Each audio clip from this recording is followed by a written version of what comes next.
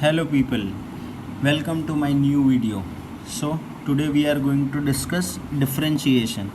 So before getting into the topic, let's discuss calculus. Now calculus is one of the most important branch of our 11th and 12th standard mathematics, and also जो engineering वाले हैं उनको आगे भी calculus आने वाला ही है, right? तो calculus क्या है वो देखते हैं. It is a branch of mathematics which deals with motion and change and also use to study geometric shape. तो कैलकुलस ये सब चीज़ें जहाँ जहाँ होगी वहाँ ये यूज़ होगा. मोशन आएगा, चेंज आएगा, या तो सम ज्योमेट्रिक स्टडी. सो उसको डिटेल में देखेंगे तो अच्छे से समझ में आएगा. So calculus is basically divided into this 3 types. Limits and continuity जो 11th स्टैंडर्ड में देखा था. डिफरेंशिएशन 11th स्टैंडर्ड में था, पर 12th स्टैंडर्ड में और डिटेल में सीखेंगे. And integration, right? तो इंटीग्रेशन भी 11th में तो था ही, न्यू 11th में नहीं था.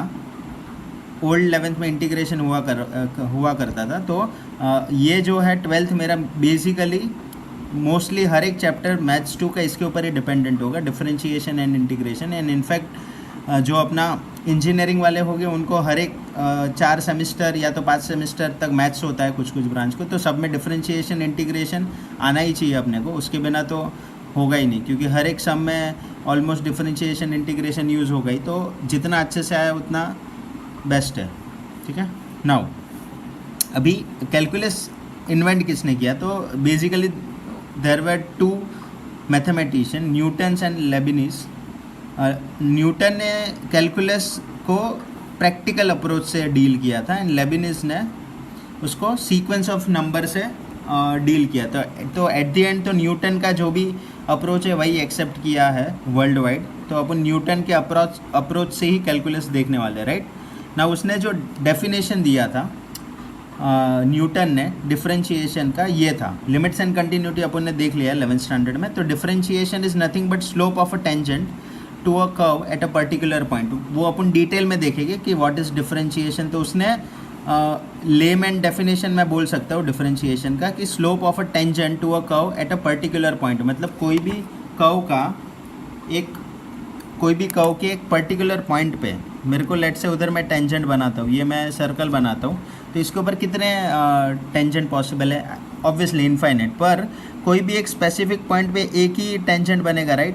तो इसका अगर मेरे को स्लोप चाहिए तो डिफरेंशिएशन मेरे को हेल्प करेगा. ये पॉइंट पे जो टेंजेंट बनेगा उसका स्लोप, ये पॉइंट पे जो टेंजेंट बनेगा उसका स्लोप ढूंढने के लिए अपने को डिफरेंशिएशन काम में आएगा, राइट? नाउ इंटीग्रेशन, न्यूटन ने बोला कि area under the curve find करने के लिए and volume of revolution find करना है तो इंटीग्रेशन विल बी यूज. तो जो कॉम्प्लेक्स फिगर होते हैं, geometric figure, as I said in calculus के स्टडी ऑफ ज्योमेट्रिक शेप, तो जो कॉम्प्लेक्स ज्योमेट्रिक शेप होते हैं उनका एरिया फाइंड करना, वॉल्यूम ऑफ रिवॉल्यूशन फाइंड करना इंटीग्रेशन के सिवाय डिफ़िकल्ट था. उसको यूज़ किए बिना डिफ़िकल्ट था फाइंड करना, पर इंटीग्रेशन की मदद से we can easily find out those area under the curve and volume of revolution, right? So ये मेरा कैलकुलस है. सो आज अपन डिफरेंशिएशन स्टार्ट करेंगे. डिफरेंशिएशन का डेफिनेशन, अभी कोई लोग उसको कोई डेरिवेटिव भी बोलता है. So differentiation is nothing but process of finding derivative.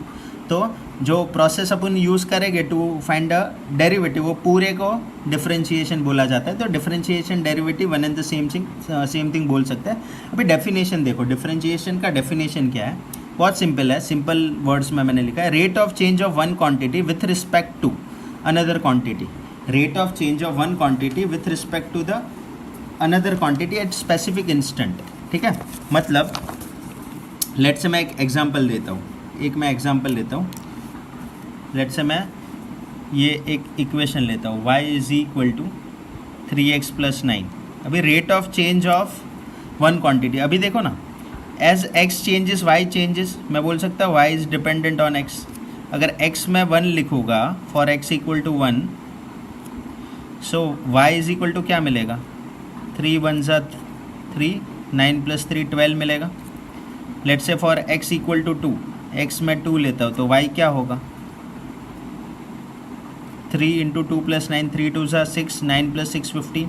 As you can see x change हो रहा है तो y भी चेंज हो रहा है, ठीक है? तो I can say y is dependent on x. तो ये जो होगा चेंज होगा तो rate of one quantity with respect to another, मतलब मैं बोल सकता हूँ Y is changing with respect to X, मतलब as I change X Y will be changing. तो ये जो रेट होगा उसको अपन डिफरेंशिएशन बोलेंगे बराबर। तो अपन डिफरेंशिएशन के और भी ये देखते हैं, और भी डेफिनेशन और डिटेल में देखते हैं, ज्योमेट्रिकली देखते हैं। पहले ज्योमेट्रिकली अपन जो 11th स्टैंडर्ड में स्लोप ढूंढते थे, that was nothing but a differentiation. देखो ना, मैं जस्टिफाई करता हूँ, स्लोप ऑफ अ लाइन ढूंढना है बराबर। तो बी पॉइंट दिया, ए पॉइंट दिया, बी पॉइंट दिया, ए का कोऑर्डिनेट दिया x1, y1, बी का कोऑर्डिनेट दिया x2, y2। तो slope of a line A B क्या होगा? I can say change in y upon change in x।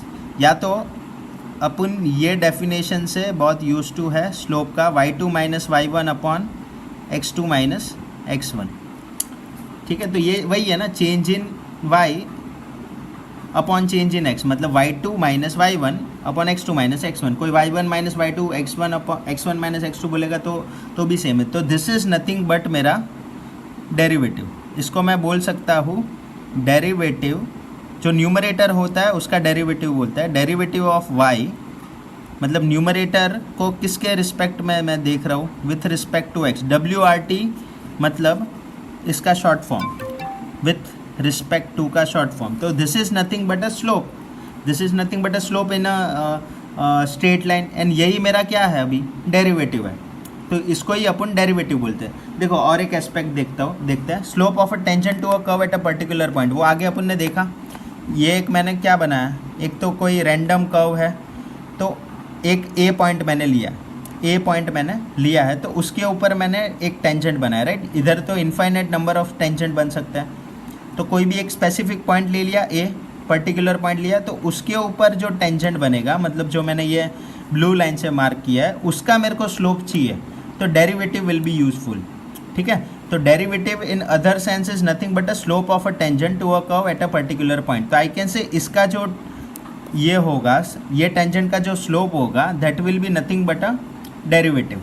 ठीक है, तो